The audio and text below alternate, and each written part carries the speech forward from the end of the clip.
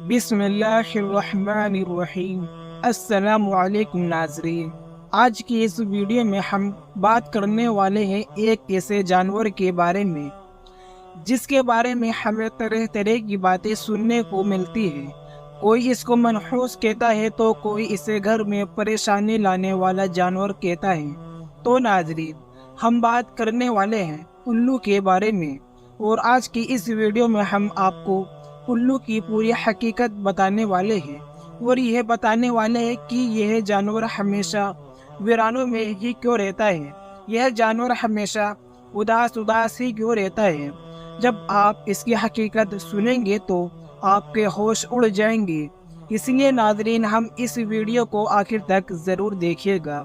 اگر آپ کو یہ ویڈیو اچھی لگے تو اسے اپنے دوستوں کے ساتھ لازمی شیئر کیجیے گا۔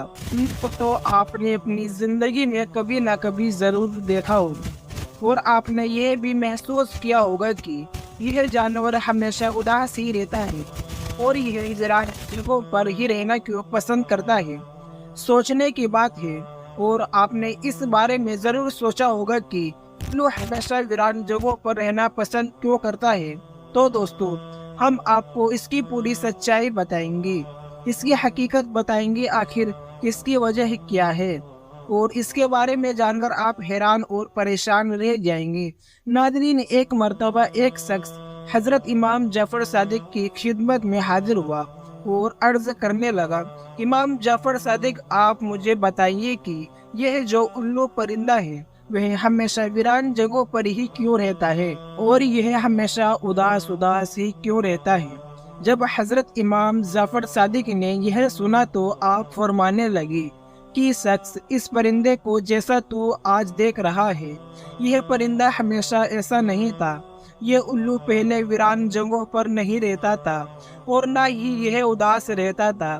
اس کے ساتھ ایک واقعہ پیش آیا ہے، اس کے بعد سے یہ پرندہ ایسا ہی ہو گیا۔ یہ سن کر وہ شخص عرض کرنے لگا، یہ کیا حضرت کیسا واقعہ ہے، کیا ہوا تھا اس کے پرندے کے ساتھ؟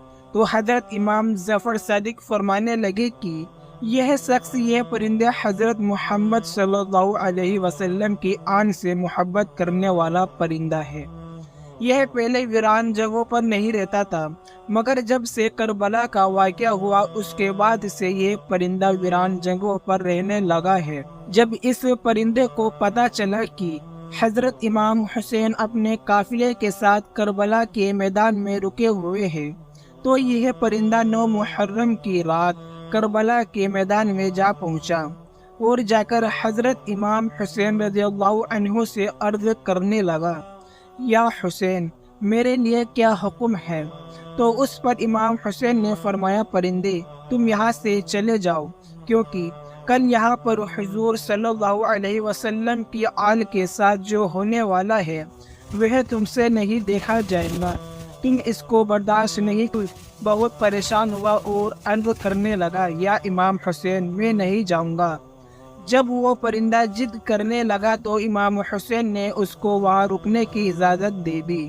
اس کے بعد اس پرندے نے کربلا کا پورا واقعہ اپنی آنکھوں سے دیکھا، یزید نے کس طرح امام حسین اور ان کے ساتھیوں کے ساتھ جو سلوک کیا اس نے اپنی آنکھوں کے ساتھ دیکھا۔ حضرت امام حسین کے سر مبارک کو کٹا ہوا اس الو نے اپنی آنکھوں سے دیکھا۔ حضرت امام حسین کی لاش کو پامال ہوتے ہوئے اس نے اپنی آنکھوں سے دیکھا۔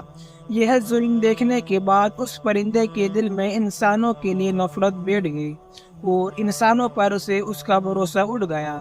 تب سے یہ پرندہ انسانوں سے دور ایسی جگہوں پر رہنے لگا جہاں پر انسانوں کی پرچھائی بھی اس پر نہ پڑ سکی۔ جب حضرت امام حسین رضی اللہ عنہ کو شہید کیا گیا تو الو نے قسم کھا لی کہ اب کبھی وہ آبادی میں نہیں رہے گا، بلکہ تنہا ویران جگہ پر رہے گا۔ اب الو رات بھر غمگین رہتا ہے، یہاں تک کہ صبح ہو جاتی ہے۔ اسی طرح ناظرین، حضرت محمد صلی اللہ علیہ وسلم کی آن سے محبت کرنے والا پرندہ ہے، مگر آج بھی بہت سے لوگ الو کو منحوس سمجھتے ہیں۔ اگر یہ گھر کے آس پاس آ کر بول دیتا ہے تو یہ سوچتا ہے کہ ہمارے اوپر کوئی آفت یا مصیبت آنے والی ہے۔ کئی بار تو لوگ اس کے بولنے کی وجہ سے اپنے گھر بار چھوڑ دیتے ہیں، नाजरीन, ये भी याद रखें कि उल्लू को मनहूस कहना बिल्कुल जाहिलाना सोच है। यह बेचारा तो एक जानवर है, एक परिंदा है जो कभी कभार ही बोल पाता है और इससे कुछ भी नहीं होता। याद रखें कि इसके बोलने से ना तो आपके ऊपर और ना ही आपके घर में कोई परेशानी आने वाली है, चाहे ये रात में बोले या दिन में बोले।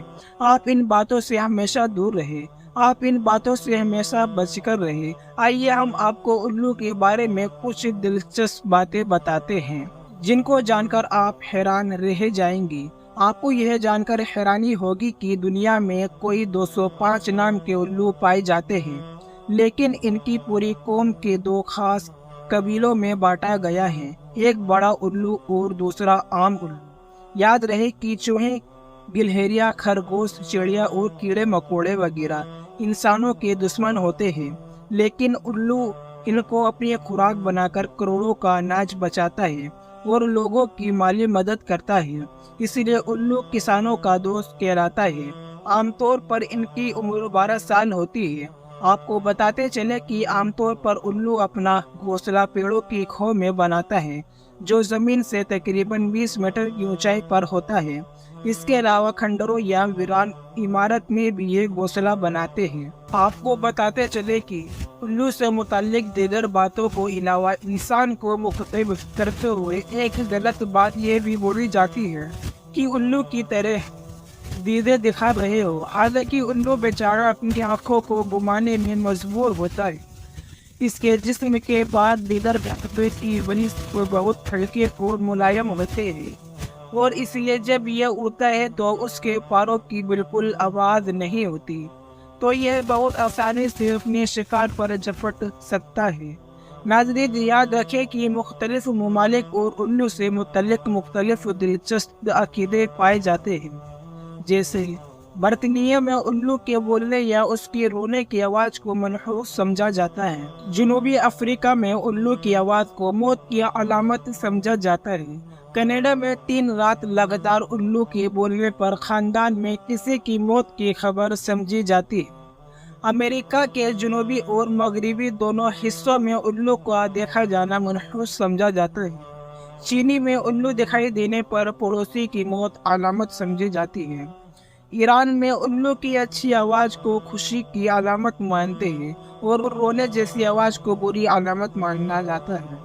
तुर्की में भी उल्लू की आवाज़ को मनहूस ही समझा जाता है, लेकिन सफ़ेद उल्लू को सही माना जाता है।